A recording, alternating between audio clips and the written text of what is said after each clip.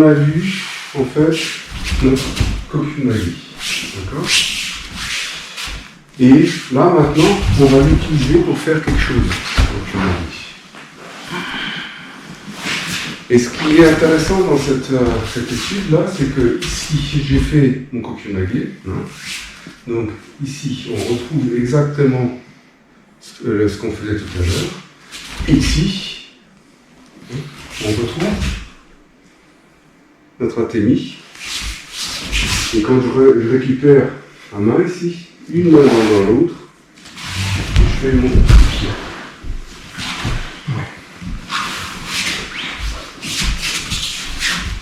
Donc là,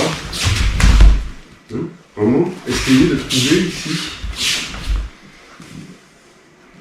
Et vous voyez qu'on retrouve nos athémies vers les parties, vers la gorge. D'accord? Avec le mouvement de sortie, on arrive ici par derrière. Pour éviter que le reste arrive, on a la deuxième main qui arrive. Et quand on met tout ensemble, on a notre ikkyo. Donc, Chulansky, s'il te plaît. Ok? On va travailler ça. Et qu'est-ce qu'on travaille? Ici, on va attaquer ici le coude, et puis après, on va ramener le coude. D'accord? Donc, juste ça, en fait, pour le moment. D'accord? Et en fait, si vous regardez, en fait, on est ici, contact, on tourne et on retourne. D'accord? Et donc ici, c'est pareil. Contact et on emmène. Donc c'est ce qu'on faisait avec la main prise, du kyo. Juste, voilà, c'est ça ici. Là, contact, ok. Et là maintenant, j'ouvre et je passe ici. D'accord? Et donc là ici, contact, j'ouvre et je passe ici. Ok? Donc vraiment ici, là. Ok? Avec l'idée de se placer vraiment à la fin, à côté de lui. Si lui, il m'attaque Chulansky, d'accord? On est d'accord que, voilà, lui, il me touche ici. Ok? Donc, si moi maintenant, je mets ma main ici, lui, ça ne va pas l'arrêter. Lui, il va continuer à faire sa frappe. D'accord? Par contre, moi, j'aurais besoin de toute la longe dont j'ai besoin. Donc, si ici, je ripe, vous voyez que là, je raccourcis mon levier actif. Ok? Parce que moi, maintenant, sa frappe, en fait, je vais la dévier. Donc, je ne vais pas taper dessus. D'accord? C'est pas l'idée.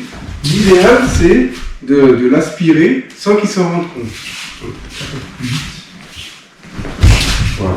Donc là, il faut que, justement, vous voyez, il vient vers moi. Parce qu'il reste en confiance. Donc, ici, c'est ça. D'accord? Et donc, ça, je l'obtiens ici, en contrôlant ici ce point-là. Donc, pas tellement la longe, mais en fait, ce que je fais, c'est qu'une fois que j'ai le contact ici, j'injecte pour faire dévier. Parce que quand lui, il frappe de manière très stable. On est d'accord que quand il frappe, ici, pour dévier ici, il faut de la force. D'accord? Et donc, pour pouvoir y arriver, il faut que je m'insère dans ce mouvement pour le déstabiliser. Et vous voyez qu'ici, il faut que j'ai vraiment un contact avec le creux de son coude. Pourquoi avec le creux de son coude? Parce que lui, en fait, il voulait frapper là.